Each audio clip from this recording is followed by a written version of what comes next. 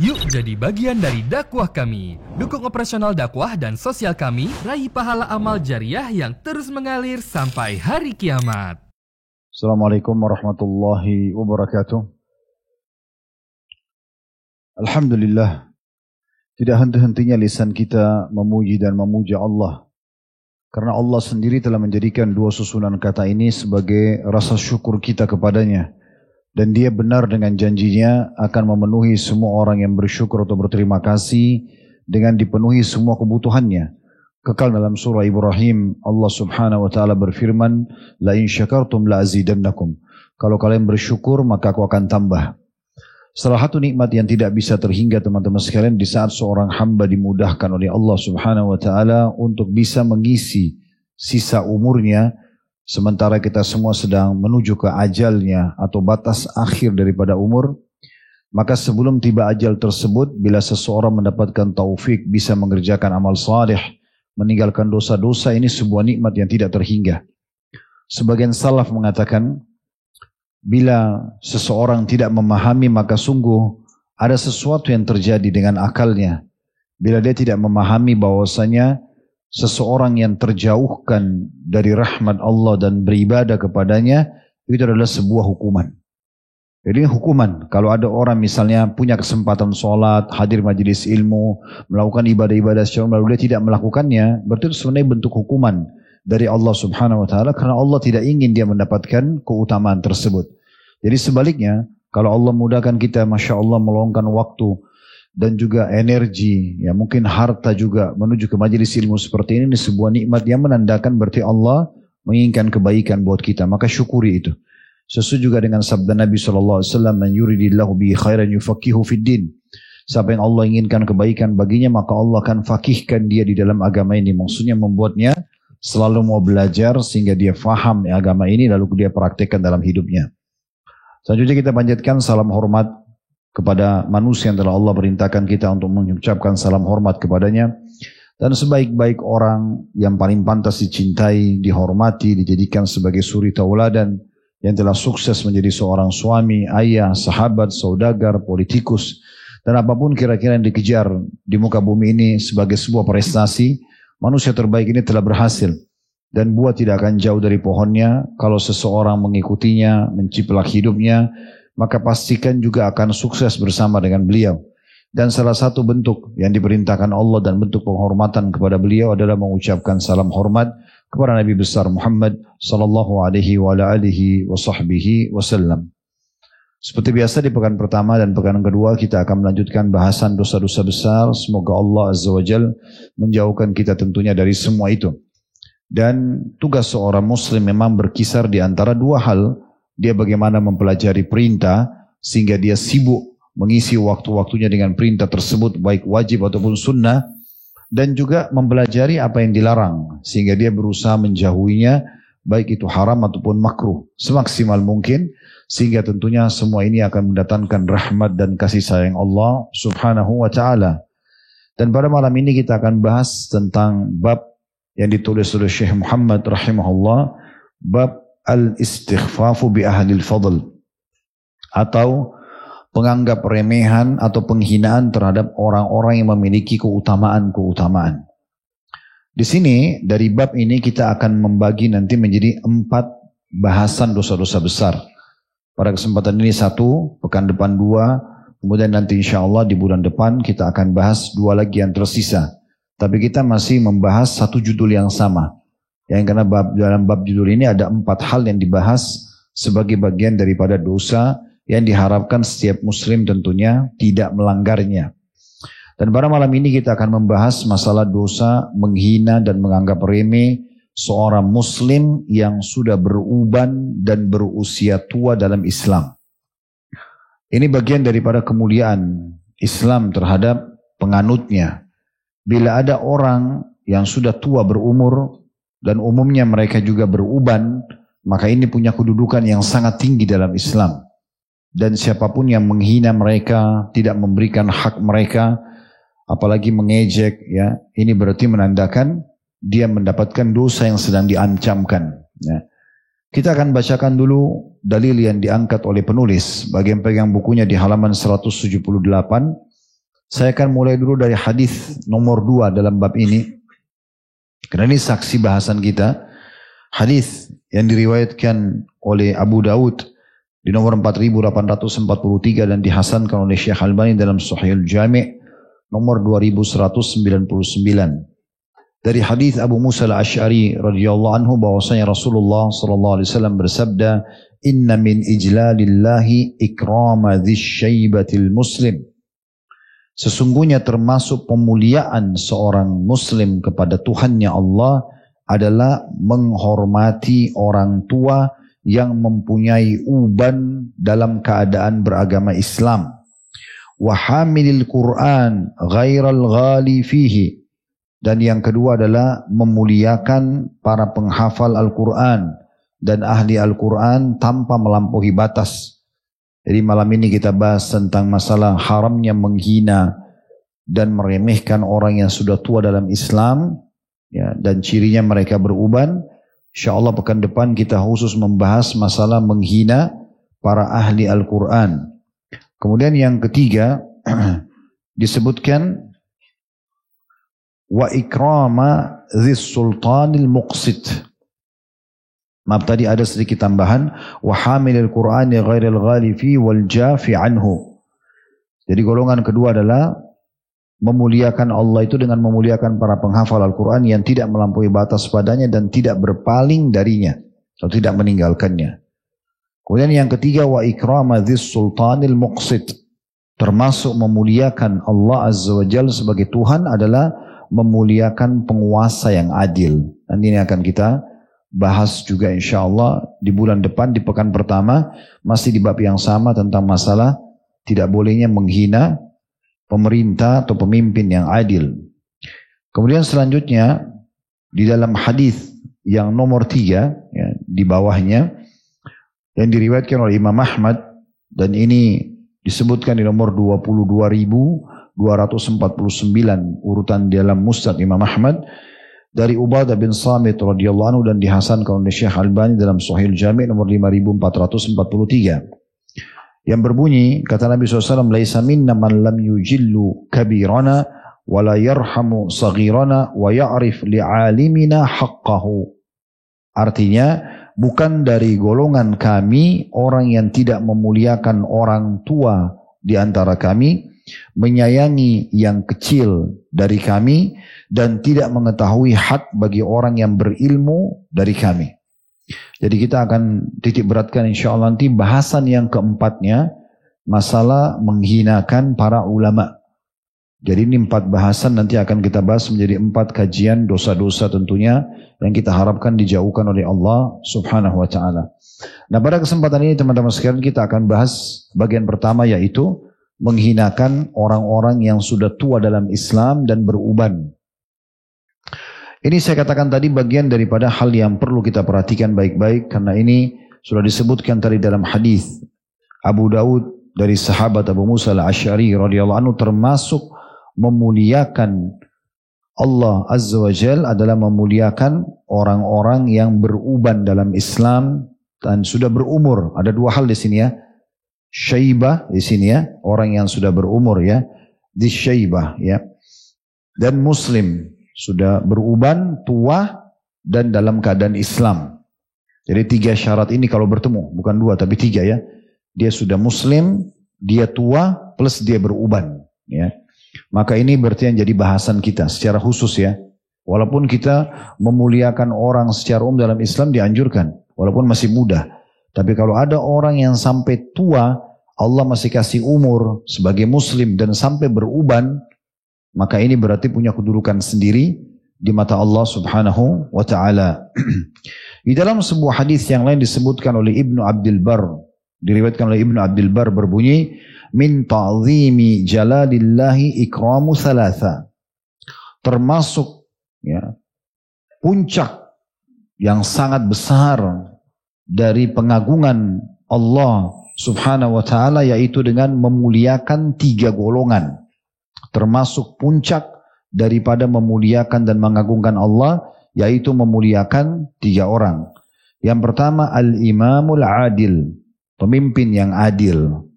Jadi kalau ada pemimpin yang baik menjalankan tugasnya, maka memuliakannya, mendoakan kebaikan untuknya.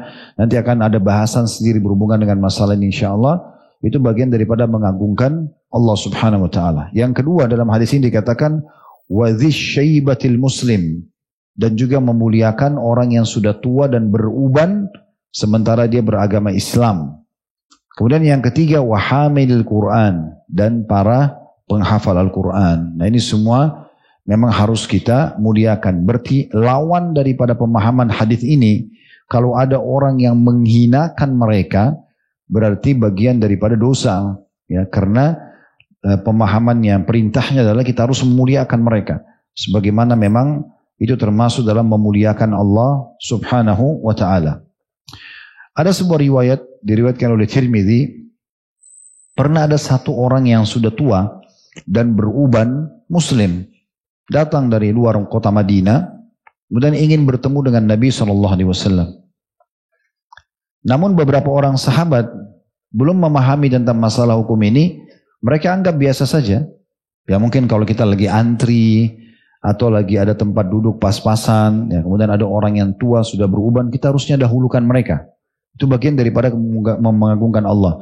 Rupanya beberapa sahabat anggap, ya sudahlah kita sama-sama aja, tua muda sama aja. Lalu mereka tidak memberikan tempat duduk kepada orang yang sudah tua ini. Apa kata Nabi SAW waktu dengar itu? Laisa minna man la yarham saghirana wa ya'rifu syarafa kabirana. Bukan dari golongan kami, orang yang tidak mengasihi yang masih muda atau anak-anak di antara kami, dan mendudukkan dan memuliakan orang tua di antara kami. Jadi Nabi SAW menegur sahabat hanya karena tidak kasih tempat duduk orang yang sudah beruban dan tua tadi. Padahal sebenarnya mereka bukan menghinakan, ya, cuma merasa ya sudah satu sama yang lain sama aja. Ternyata memuliakan orang yang sudah beruban dan tua ini bagian daripada perintah Nabi SAW. Sebagaimana juga tentunya yang tua dimuliakan, didahulukan, yang tua juga menyayangi yang kecil. Ya, itu jadi bahasan juga tersendiri ya. Tentang masalah di sini Nabi SAW mengatakan bukan dari golongan kami orang yang tidak mengasihi anak kecil di antara kami. Ini ada bahasan sendiri. Nanti akan kita bahas juga insyaAllah binillahi ta'ala tentang masalah itu ya. Semoga satu waktu nanti dibahas tentang tidak bolehnya seseorang itu cuma tahu marah, mukul anak-anak kecil. Ya, sampai kadang-kadang di masjid itu sepertinya mereka sudah melakukan pelanggaran yang sangat besar hanya karena mereka lari-lari misalnya. Padahal sebenarnya ini bisa dirangkul ya, bisa dibuatkan program-program. Di sebagian tempat ibadah orang-orang non-muslim itu malah diajak nyanyi-nyanyi, dikasih makanan ya. Sebenarnya dalam Islam bukan kita disuruh untuk menyanyi bersama anak-anak, tapi paling tidak kita merangkul mereka. Kita merangkul mereka, kita membuatkan program yang menarik misalnya ya, sehingga akhirnya atau diberikan pemahaman yang tepat, diberikan makanan dan minuman yang cukup sehingga mereka memang tidak sampai mengganggu program yang ada di masjid. Ya. Walaupun bahasan ulama cukup panjang lebar masalah ini. Ada yang sampai membahas tentang detail kapan anak laki-laki bisa diajak ke masjid. Ya, karena memang ada umur-umur tertentu mereka belum faham. Ya. Anjuran ada sebagian ulama mengatakan adalah berpegang pada hadis Nabi SAW, perintahkan anak kalian sholat di umur 7 tahun. Dan pukul mereka di 10 tahun. Berarti di sini ada penyebutan 7 tahun. Nah di situ baru diperintahkan untuk sholat. Untuk diajarkan sebelumnya gak masalah. Tapi untuk penegasan itu mulai umur 7 tahun. Berarti seakan-akan di sini pendapat pertama mengatakan lebih baik mereka diajak di umur 7 tahun. Karena sudah lebih berakal lah. Ya, tidak lari-lari lagi ke sana sini. Ada juga yang mengatakan tidak, ini bukan jadi tolak ukur. Pendapat mengatakan bahwasanya selama anak itu bisa diberikan pengertian, bisa diberikan penjelasan. Walaupun umurnya masih 4-5 tahun tidak ada masalah. Ya. Tapi tidak disarankan membawa anak-anak yang masih sangat kecil, ya. Kecuali mereka yang masuk ke dalam masjid, maka jangan dibiarkan keluar. Karena Nabi SAW pernah menggendong cucu beliau dalam hadis Bukhari, sementara beliau sholat dan dilihat oleh para sahabat. Dan dalam riwayat sahih yang lain pernah Nabi SAW sujud lama sekali, sampai sebagian sahabat mengatakan kami mengira terjadi sesuatu yang buruk pada Nabi SAW. Ternyata setelah beliau salam baru kami lihat di pundak beliau ada Hasan dan Husain radhiyallahu anhuma. Lalu waktu ditanya Nabi SAW mengatakan saya tidak ingin mengganggu ya mereka pada saat sedang menaiki punggungku. Padahal beliau sedang sujud dan mengimami sholat. Kan gitu. Nah kalau sudah masuk dalam masjid itu berbeda. Tapi kalau baru mau diajak ini yang dibahas oleh para ulama. Itu mungkin ada bahasan sendiri. Tapi yang jelas di sini ada Nabi SAW mengatakan laisa minna. Bukan dari golongan kami. Berarti ada ancamannya. Nah ini kalau Nabi SAW mengatakan bukan dari golongan kami. Ini berarti ancaman. Ini bahasa santun tapi ancaman. Seakan-akan bukan dari kaum muslimin. Kan gitu. Dan saksi bahasan kita adalah yang tidak memberikan kemuliaan kepada orang yang sudah tua. Di dalam riwayat yang lain, diriwayatkan oleh Al-Baihaqi dengan sanad hasan tentang masalah keutamaan orang yang tua, ya, beruban dalam Islam. Kalau saya coba cari penelitian, memang biasanya di umur 30-40 tahun sudah mulai ada uban, tapi memuncaknya di umur 60-70 tahun. Jadi makin tua sebenarnya makin banyak uban, ya. Tapi selama dia tua dalam kondisi muslim dan beruban, ini yang kita sedang bahas, ya. Dan berarti di sini tidak masuk kalau yang masih muda terus beruban, ya. Itu mungkin beda lagi, dia masuk tetap ke masalah kasus anak yang lebih muda yang harus disayangi, ya, diberikan perhatian, dirangkul, kan gitu. Tetapi kalau yang sudah tua baru masuk dalam bahasan ini. Kata Nabi SAW dalam hadis riwayat Baihaqi dengan sanad hasan, Asy-syaibu nurul mu'min la yashibu rajulu syaibatan fil islami illa kanat lahu bikulli syaibatin hasana wa rafa'a biha daraja. Yang artinya sesungguhnya beruban itu cahaya, kata Nabi SAW, bagi orang-orang, atau cahaya bagi orang-orang beriman. Dan tidak ada seseorang yang beruban dalam Islam, dia sampai tua, beruban, dan masih dalam keadaan Islam, kecuali Allah akan berikan dia untuk setiap rambut ubannya pahala. Dan juga diangkat, ya, dengan uban tersebut dia 1 derajat. Jadi diangkat 1 derajat. Ini bisa bermakna tentunya dia dikasih pas rambut itu tumbuh 1, atau memang dihitung per harinya Allah Subhanahu wa taala berikan dia pahala selama uban itu ada di kepalanya, kan gitu. Itu Allahu a'lam. Allah Maha Pengasih dan Maha luas rahmatnya tentang masalah itu. Tapi ini menandakan memang berarti punya kedudukan sendiri. Dalam riwayat yang lain, saudaraku seiman, disebutkan juga, riwayat ini disebutkan oleh An-Nasa'i, Man syaba syaibatan fil islami kanat lahu nuran yaumal qiyamah. Siapa yang sampai beruban sementara di dalam keadaan Islam, ya, artinya karena dia sudah tua, gitu ya, maka itu akan menjadi cahaya untuknya pada hari kiamat nanti. Riwayat yang serupa juga diriwayatkan oleh Abu Daud, "Ma min muslimin yushibu syaibatan fil islami illa kanat lahu nuran yaumal qiyamah." Tidak ada seorang muslim pun, dan ini masuk dalamnya muslimah juga sama, perempuan dan laki-laki, yang sampai beruban dalam Islam, kecuali akan menjadi cahaya untuknya pada hari kiamat. Dalam riwayat lain, annahu nurul mu'min. Sesungguhnya uban dalam keadaan muslim itu berarti, ya, cahayanya orang-orang beriman. Dinukil juga sebuah riwayat, teman-teman sekalian, ini disebutkan oleh Imam Bukhari dalam kitab Adab Mufrad beliau di halaman 120, dan Imam Malik sebutkan dalam kitab Muwatta jilid 9 halaman 58, bahwasanya Sa'id bin Musayyib rahimahullah berkata, "Kana Ibrahim awwal man dayyafa ad-daif." Ketahuilah bahwasanya Nabi Ibrahim alaihissalam adalah orang yang pertama menjamu tamu dengan maksimal, ya. Makanya beliau dapat julukan bapaknya para penjamu tamu. Ya, salah satu ciri Nabi Ibrahim alaihissalam, beliau itu kalau makan tidak pernah makan sendiri. Pasti kalau sudah dihidangkan oleh istri beliau, beliau buka pintu lalu ajak siapa saja yang lewat depan rumah makan sama-sama gitu. Kemudian dikatakan wa awwalun nasi ikhtatana, dan juga dia manusia pertama yang disunat. Wa awwalun nasi qassas syarib, dan manusia yang pertama memotong kumisnya. Masuk sunnah Nabi SAW memotong kumis, tapi Nabi Ibrahim AS orang yang pertama melakukannya.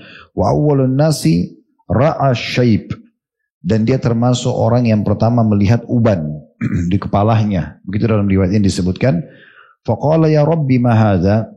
Kemudian dia pun bertanya melalui Jibril alaihissalam, apa ini wahai Tuhanku? Nabi Ibrahim alaihissalam tidak faham tentang masalah uban, Beliau menanyakan kepada Allah, ada apa? Kenapa terjadi perubahan dari rambut hitam ke putih? Maka faqala Allah tabaraka wa ta'ala, maka Allah yang maha berkah dan maha tinggi berfirman kepada Ibrahim, waqaru ya Ibrahim, itu adalah kewibawaan.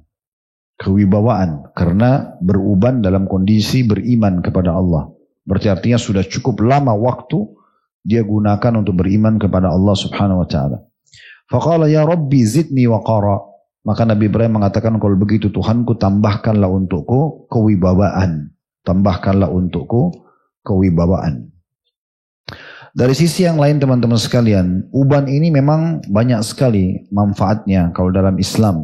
Disebutkan oleh para ulama.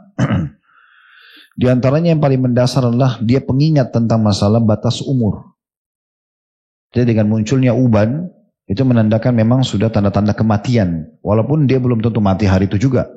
Bisa saja mungkin dia mati 10 tahun, 20 tahun lagi ke depan. Tetapi dengan munculnya uban, itu menandakan sudah tanda-tanda kematian. Itu salah satu makna tafsir yang dinukil oleh Al-Qurtubi rahimahullah dalam kitab At-Tadhkirah beliau pada saat menafsirkan firman Allah subhanahu wa ta'ala surah Fatir ayat 37. Yang bunyinya, awalam nu'ammirkum ma yatadhakkaru fi man tadhakkara wa ja'akumun nadhir fadhuku famalil zalimina min nasir. Yang artinya, bukankah kami telah memanjangkan umurmu untuk dapat berfikir bagi orang yang mau berfikir, padahal telah datang kepadamu seorang pemberi peringatan. Maka rasakanlah azab kami bagi orang-orang zalim, tidak ada seorang penolong pun. Saksi bahasan kita adalah potongan ayat waqad ja'akumun nadhir. Wa ja'akumun nadhir. Telah datang kepada kalian an-nadhir.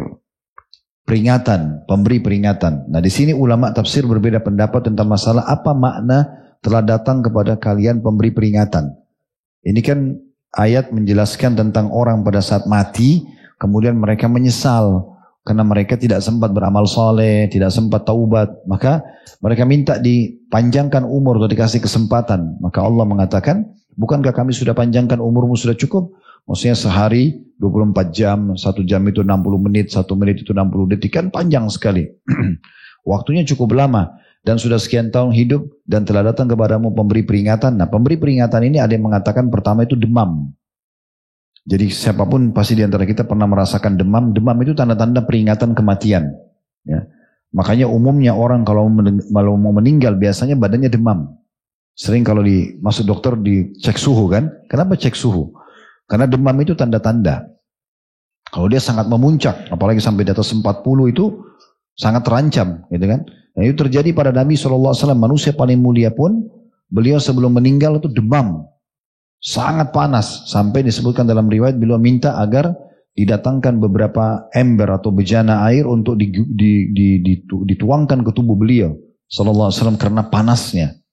Dan beliau juga mengatakan, sesungguhnya demam itu adalah luapan api neraka, maka dinginkanlah dengan air, gitu ya. Terus dituangkan air sampai basah kuyup, lalu beliau mengatakan cukuplah. Ya, pada saat itu memang beliau merasakan demam. Ini pertama. Yang kedua ada yang mengatakan uban. Munculnya uban adalah peringatan dari Allah subhanahu wa ta'ala. Makanya pernah saya nukil kisah, kalau masih ingat dan saya ingatkan kembali, ada seseorang dari salafus soleh dulu. Dia subhanallah tinggal sekian tahun di Masjid Nabawi dikira orang gila. Begitu dinukil kisahnya, ya. Jadi dia seorang pengusaha di Madinah, dia seorang yang sukses. Satu waktu dia pernah lihat dirinya di cermin, kemudian dia menemukan ada satu helai uban di jenggotnya. Maka tiba-tiba dia ketakutan pada saat itu. Dia khawatir ini jangan sampai ajal sudah dekat, karena dia pernah mendengarkan tentang masalah salah satu makna daripada firman Allah SWT, An-Nadhir dalam surah Fatir ayat 37 itu adalah uban. Maka dia pun mengubah dirinya seakan-akan dia adalah orang gila, sehingga keluarganya semua ya memaafkan dia dari sisi pekerjaannya ditinggalkan, tapi dia tahu pekerjaan semua berjalan. Orang semua tahunya dia orang gila. Tiap hari tinggal di Masjid Nabawi, kerjanya cuma bersih-bersihin Masjid Nabawi, azan dia sholat gitu. Kalau ada orang datang, dia buat dirinya seperti orang gila. Jadi ngomong sendiri segala macam. Orang pikir orang gila, tapi karena dia tidak mengganggu orang, orang juga biarkan saja. Sampai ada satu anak muda datang dari Irak, ini yang membongkar kedoknya orang ini. Dia pun datang, kemudian dia tinggal di Masjid Nabawi. Masa itu orang bisa tidur menginap di masjid. Dia nginap di masjid 2-3 hari. Dia perhatikan semua orang di sana yang lagi ibadah segala macam. Terus dia perhatikan orang ini. Agak unik orang ini, dilihat dari jauh sama dia. Kalau tidak ada orang, dia baca Quran, dia berzikir, dia bersihin masjid. Tapi kalau ada orang dekatin, dia pasti ngomong sendiri, ngoceh. Seperti orang gila gitu. Tapi dia penasaran, diikutin terus orang ini. Tapi uniknya orang ini tidak tahu kalau diikuti sama anak muda ini. Setiap malam orang ini yang tadi sudah beruban dan dikira orang gila itu selalu ke kuburan Baqi. Kuburan yang ada di situ, kuburan para sahabat yang memang Nabi SAW sering kunjungi. Kemudian dia selalu berdoa sambil mengatakan, ya Allah, kapankah waktunya itu datang? Kalau itu datang maka maafkanlah aku, terimalah amal-amalku. Terus begitu sambil dia menangis. Udah kembali lagi ke Masjid Nabawi, dia tidur di Masjid Nabawi, dia bersih-bersihin masjid, dia sholat 5 waktu. Jadi dia ingin supaya tidak ketinggalan sholat 5 waktu, ya dia selalu di Masjid Nabawi. Sampai anak muda ini curiga, karena tiap malam sama, dan tiap hari sholat selalu di saf awal. Kalau tidak ada orang lihat, baca Quran, zikir, bersihkan masjid. Ini orang tidak mungkin gila. Pas subhanallah hari mau pulang di hari ketiga, dia datangi orang itu, orang yang menganggap atau dianggap gila itu didatangi sama anak muda lalu mengatakan, dia pamit sama seorang yang biasa ditemui di masjid selama 3 hari di masjid, di saf awal segala macam, lalu kemudian dia datang kepada orang tersebut, lalu dia salaman, dia mengatakan, saya mau pamit, saya mau pulang ke Irak. Lalu orang itu buat dirinya seperti orang gila, dia ngomong sendiri. Lalu anak muda dia mengatakan, wahai paman, tidak usah anda buat diri anda seperti ini. Karena saya tahu dan saya yakin anda bukan orang gila. Terus dia terdiam karena tidak ada orang, lalu orang itu mengatakan, kenapa kau ucapkan itu? Kata anak muda ini, karena saya selama 3 hari memperhatikan apa yang anda lakukan. Tidak ada orang gila seperti ini, azan di saf awal, kemudian kalau tidak ada orang lihat dia baca Quran, berzikir. Anda setiap malam ke Baqi kan, rupanya orang ini kalau ke Baqi lagi ziarah kubur dan berdoa sama Allah, tanya kapan dia akan meninggal dunia, dia minta supaya Allah maafkan kalau dosanya, Allah terima amalnya. Itu tidak mungkin orang normal dan memang dia tunggu orang semua sudah tidur, gak ada orang yang tahu. Tapi anak muda ini ikutin diam-diam. Dia bilang, saya ikutin anda. Selama 3 hari ini anda ke Baqi dan anda mengucapkan ini dan itu. Lalu orang itu pun mengatakan, memang betul yang kau ucapkan. Saya bukan orang gila. Anak muda ini penasaran. Dia mengatakan, apa kira-kira kisah anda? Dia bilang, beberapa tahun yang lalu saya pernah lihat diri saya di cermin. Lalu saya temukan ada 1 uban di jenggot saya. Kemudian saya khawatir jangan sampai saya lalai dari ibadah. Maka supaya saya bisa meninggalkan ya beban-beban dunia ini, toh pekerjaan saya sudah berjalan, bisnis saya sudah jalan, anak-anaknya sudah kembangin, saya buat diri saya begini. Dengan begini saya leluasa urus masjid, leluasa sholat 5 waktu, dan ini ijtihad dia pribadi ya. Tapi seperti itulah ya. Ada juga yang mengatakan makna yang lainnya adalah meninggalnya kerabat-kerabat terdekat, tetangga-tetangga, kenalan kita. Siapa di antara kita teman-teman yang punya kenalan yang semuanya masih hidup? Saya kan sudah ada yang meninggal. Nah itu juga diistilahkan dengan nadhir. Ada juga yang mengatakan lahirnya keturunan. Anak-anak. Ya. Itu berarti menandakan juga tanda-tanda kematian. Karena sudah ada regenerasi. Calon penggantinya. Walaupun dia tidak harus mati di situ. Waktu itu dia bisa mati beberapa tahun ke depan. Tapi tetap itu sudah tanda-tanda. Karena sebagaimana kita gantikan orang tua kita. Kita pun akan digantikan lagi oleh manusia lain. Nah seperti itulah. Oleh karena itu setiap orang harus hati-hati sekali agar bisa faham kalau kematian sudah dekat. Nah itu salah satu kata ulama hikmah kenapa orang sudah tua dalam Islam dihormatin, ya itu karena memang mereka sudah dekat dengan masa-masa pulangnya kepada Allah Subhanahu wa taala. Itu diantara hikmah-hikmah luar biasa gitu ya. Selain tadi sudah disebutkan dia akan jadi cahaya hari kiamat, akan diberikan per 1 helainya pahala, ya kan seterusnya. Baik, selanjutnya salah satu contoh yang pernah dipraktekin oleh sahabat, ya, tepatnya Samurah bin Jundub radhiyallahu anhu. Samurah bin Jundub ini sahabat Nabi yang waktu Nabi SAW meninggal umurnya sekitar 20 tahun. Karena waktu perang Uhud di tahun 3 Hijriah umurnya masih 13 tahun dan dia termasuk sahabat yang diizinkan ikut berperang karena dia mahir dalam bergulat. Ya. Dia sama satu lagi namanya Rafi ibn Khadij. Rafi ibn Khadij ini radhiyallahu anhu mahir memanah ya. Dua-duanya ya bisa dikatakan hanya 2 orang ini sahabat yang 13 tahun diizinkan pada saat itu untuk berperang. Nah, Nabi SAW meninggal di tahun 10 atau awal tahun 11. Berarti waktu itu umur 13 tahun ditambah sekitar 7 tahun berarti sekitar 20 tahun umurnya waktu Nabi SAW meninggal.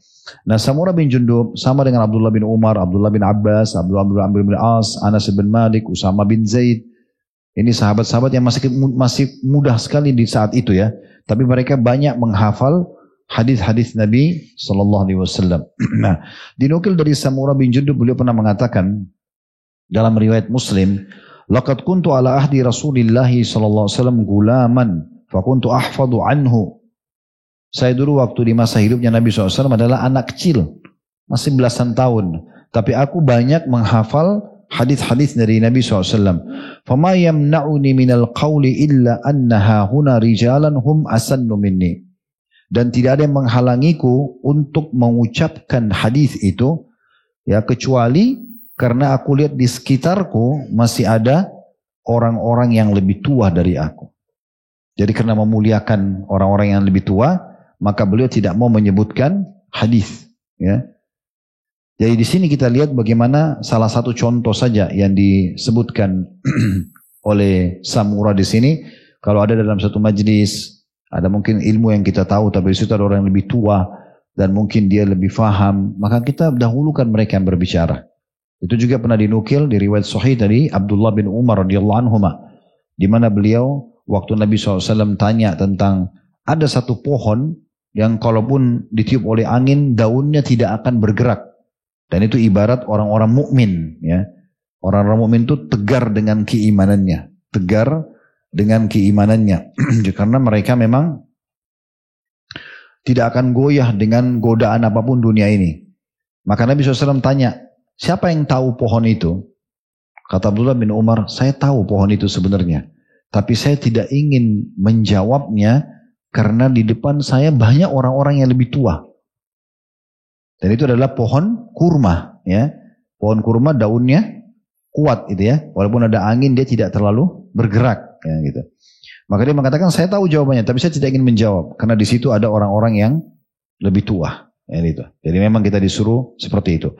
Dan dalam riwayat lain Nabi SAW mengatakan kabir, dahulukan orang yang lebih tua, dahulukan dari orang yang lebih tua, ya. Bermula dari kedua orang tua kita, saudara kita yang lebih tua, ya. Kalau teman-teman sudah tahu hukumnya, alhamdulillah. Kalau belum tahu, pengganti orang tua itu termasuk kakak-kakak kita yang lebih tua, ya. Kakak laki-laki, kakak perempuan. Kakak laki-laki itu kayak pengganti ayah, kakak perempuan itu seperti pengganti ibu, ya. Itu kita muliakan mereka, ya, setelah kedua orang tua kita tidak ada. Semasa hidup pun kita bisa muliakan, tapi maksudnya dimuliakan di sini sebagai pengganti orang tua. Memang sudah seperti itu. Nah, termasuk juga orang-orang yang lebih tua dari kita dan apalagi punya jasa, kayak para guru-guru, ya. Makanya Umar bin Khattab radhiyallahu anhu mengatakan, saya akan terus berterima kasih seumur hidup saya dengan seseorang yang mengingatkan satu kesalahan saya. Di seorang yang menasihatin, itu menghormati, memuliakannya. Dan juga Ali bin Abi Thalib mengatakan, saya akan terus siap berkhidmat seumur hidup saya kepada seseorang yang mengajarkan kepadaku satu huruf. Nah, ini diantaranya. Berapa banyak orang subhanallah tidak memuliakan gurunya. Mungkin dulu dia belajar, sekarang dia merasa sudah lebih pintar, akhirnya dia merasa anggap remeh gurunya, gitu kan. Padahal sebenarnya mungkin guru SD-nya dulu yang mengajarkan dia matematika, yang mengajarkan dia dasar-dasar bidang ilmu pengetahuan. Walaupun sekarang mungkin dia lebih pintar, tapi tidak perlu kita meremehkan mereka, ya. Makanya Nabi SAW memerintahkan kita untuk tawadhu, merendah, walaupun kita merasa punya ilmu, walaupun kita tahu, tapi kita tetap muliakan orang yang lebih tua. Tentu ini berlaku kalau kebenaran itu ditegakkan, ya. Jangan sampai misalnya ada orang-orang tua, tapi mereka bicara salah, mereka bicara maksiat. Lalu untuk mengatakan tidaklah untuk menghormati orang tua tidak usah saya ngomong, itu keliru. Bukan itu pada tempatnya, ya. Makanya Iyas Al-Muzani rahimahullah, seorang ulama tabi'in, beliau masih muda dulu, pernah bertikai dengan seorang yang tua, lalu masuk di pengadilan. Tapi Iyas Al-Muzani tahu dia benar. Orang tua ini salah, kalau nggak salah ngambil barangnya dia gitu ya. Dan orang tua ini memang salah gitu, memang dia sedang salah. Masuk ke pengadilan, kemudian hakimnya memberikan kesempatan yang tua bicara dulu, kemudian baru Iyas. Ya. Tapi Iyas Al-Muzani membantah argumentasi si orang tua tadi di pengadilan. Ya, bahwasanya memang dia yang benar. Akhirnya si hakimnya mengatakan, diamlah kamu hai anak muda, gitu kan, atau hai anak kecil. Maka kata Iyas, kalau saya diam, lalu siapa yang akan menegakkan kebenaran itu? Maka setelah itu hakim pun membenarkan sikapnya, gitu kan? Membenarkan sikapnya. Dan Nabi SAW juga memuliakan beberapa anak muda di beberapa titik kejadian untuk menjadi pelajaran buat kita. Seperti kasus bagaimana Nabi SAW mengangkat Usama bin Zaid sebagai panglima perang. Sementara dalam pasukannya ada Abu Bakar, ada Umar, ada Uthman, ada Ali, ada Talha, ada sahabat-sahabat senior. Lalu Nabi SAW mengatakan, saya tahu ada di antara kalian yang tidak yakin dengan kepemimpinan Usama, karena dia masih 17 tahun waktu itu. Diangkat jadi panglima perang. Sebagaimana kalian juga sempat ragu dengan kepemimpinan ayahnya, Zaid bin Harithah. Tapi ketahuilah dia orang yang pantas untuk memimpin peperangan tersebut. Nah ini berbeda. Memimpin itu tidak ada masalah, siapa yang ahli di bidangnya. Tapi tetap tidak boleh orang yang sudah lebih muda ini lalu kemudian menghinakan orang yang lebih tua. Nah seperti itu kurang lebih. Yang lebih harus dihindari adalah menyakiti mereka. Kalau sampai menyakiti ya, menghinakan, menyakiti mereka itu bahaya sekali. Seperti ada anak-anak yang pukul orang tuanya ya. Saya sempat lihat beberapa cuplikan itu bagaimana kasarnya sebagian anak-anak yang sampai tonjokin ayahnya, ibunya, sampai dilemparin makanan dan marah-marahin. Semua ini masuk dalam bab yang utama dalam bahasan kita ya. Walaupun kita sudah tidak bahas masalah durhaka sama orang tua, tapi itu hal yang paling mendasar. Baru kemudian semua orang-orang yang sudah tua dalam agama Islam. Pernah terjadi juga di masa Nabi SAW, Abu Bakar radhiyallahu anhu, maaf saya sebutkan riwayatnya, dari Abu Hubairah radhiyallahu anhu, bahwa Abu Sufyan datang kepada Salman, Suhaib, dan Bilal dalam sekelompok orang. Kemudian mereka berkata, demi Allah, tidaklah pedang-pedang Allah mengambil tempatnya dari leher-leher musuh Allah. Maksudnya si Bilal, Salman, dan Suhaib ini melihat Abu Sufyan seakan-akan marah gitu dengan Abu Sufyan ya. Kemudian Abu Bakar berkata, apakah kalian mengatakan itu kepada seorang tokoh Quraisy dan pimpinan mereka? Kemudian Abu Bakar mendatangi Nabi SAW. Lalu Abu Bakar memberitahukan hal itu kepada Nabi SAW, dan Nabi mengatakan, ya Abu Bakar, la'allaka abghattahum.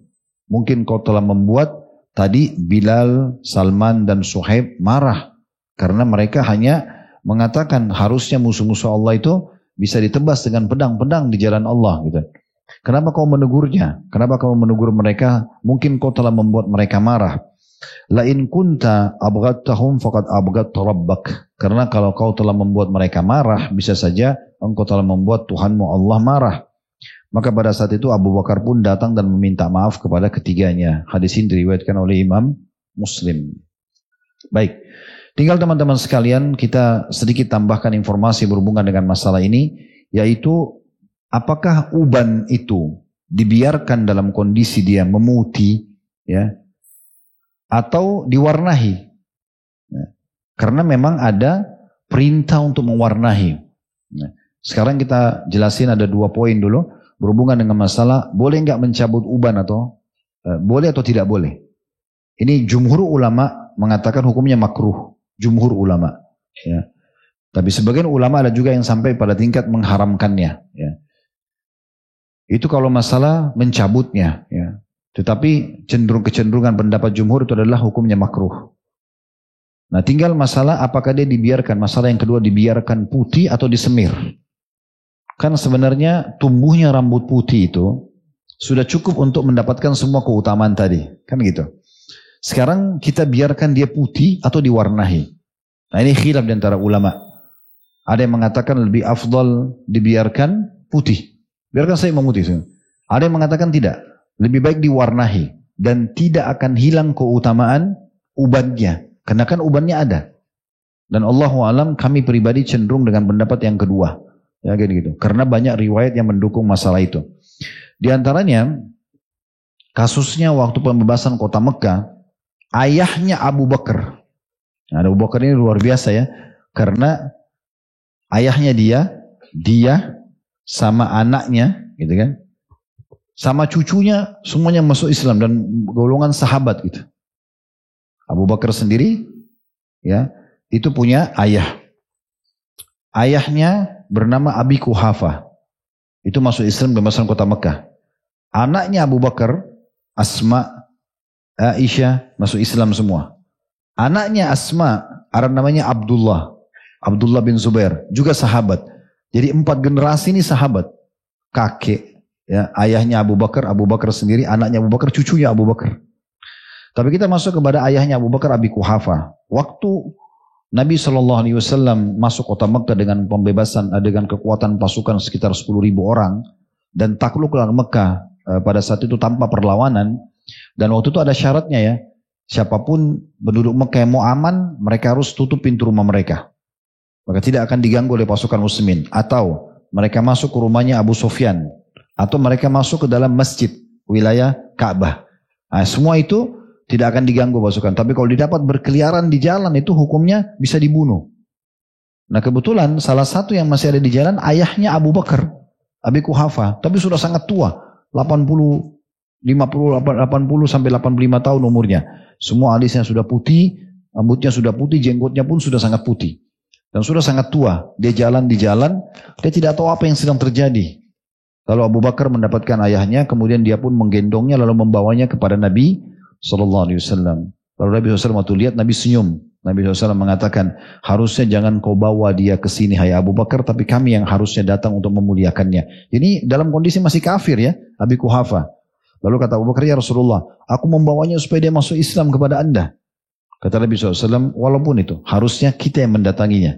Lalu syahadatlah ayahnya Abu Bakar, Abi Quhafa. Lalu apa pesan Nabi SAW? Bawalah dia kepada sebagian istrinya, karena kebetulan ayahnya Abu Bakar berpoligami. Bawalah kepada salah satu dari istrinya dan warnahilah semua putih itu, ya, dengan warna yang lain dan hindarilah warna hitam. Padahal umurnya 85 tahun. Tapi karena sudah putih semua harusnya kan dibiarkan. Tapi Nabi SAW bilang suruh warnahi dan hindari warna hitam. Nah berarti ada perintah itu. Dan juga ada hadis Nabi SAW dalam hadis riwayat Bukhari Muslim. Innal Yahuda wan Nasara la yasbugun fakhalifuhum. Ketahuilah orang-orang Yahudi dan Nasrani tidak menyemir uban mereka. Maka kalian berselisihlah dengan mereka. Itu hadis Bukhari Muslim.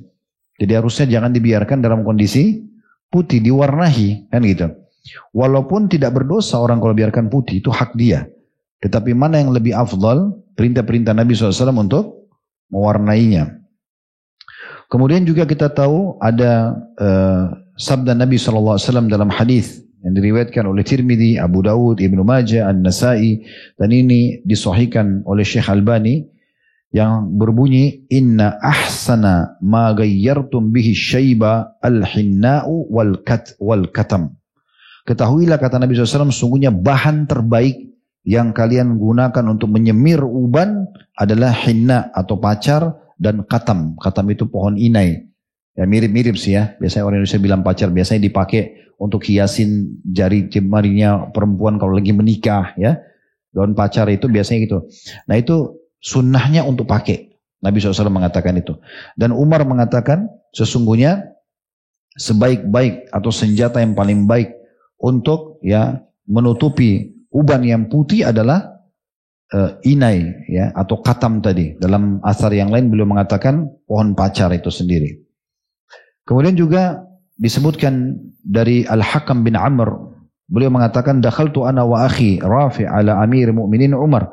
Satu waktu pernah aku masuk menemui Amir Mu'minin Umar bin Khattab ya di masa beliau jadi raja, wa ana makhdubun bil hinna, dan aku menyemir ubanku dengan hinna.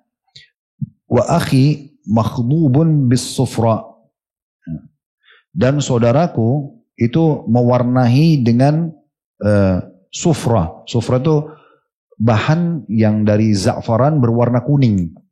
Ya, za'faran itu biasa dipakai juga untuk campuran makanan. Jadi pokoknya dia bisa mengubah ke warna kuning ya. Jadi dia mengatakan aku sendiri pakai yang berwarna merah, warna inai pacar, biasanya merah kehitam-hitaman merah gitu ya. Dan saudaraku pakai kuning. Lalu Umar berkata, sambil menunjuk aku, dia mengatakan faqala Umar, hadza khidabul Islam. Ditunjuk dia tadi yang menyampaikan riwayat ini karena dia pakai henna warna merah, maka dikatakan ini adalah ya cara semiran Islam. Kemudian waqala li akhi Rafi' hadza khidabul iman. Lalu dia berkata kepada saudaraku ya Rafi', ini adalah mewarnai caranya orang beriman. Artinya dua-duanya dibolehkan ya. Cuma yang penting harus menjauhi warna hitam, apapun alasannya. Menghindari warna hitam. Sebagaimana sabda Nabi SAW dalam hadis Muslim, "Ghayyiru hadza bi syai'in wajtanibus sawat." Gantilah warna uban itu dari putih dengan sesuatu, tetapi hindarilah warna hitam. Nah, itu yang ditutup di situ warna hitam. Tentu saya bilang tadi ada khilaf di antara ulama teman-teman sekalian tentang masalah hukum mewarnahinya. Apakah lebih baik dibiarkan putih atau diwarnai? Ini khilaf di antara ulama ya. Kalau dibiarkan putih pun itu tidak ada masalah.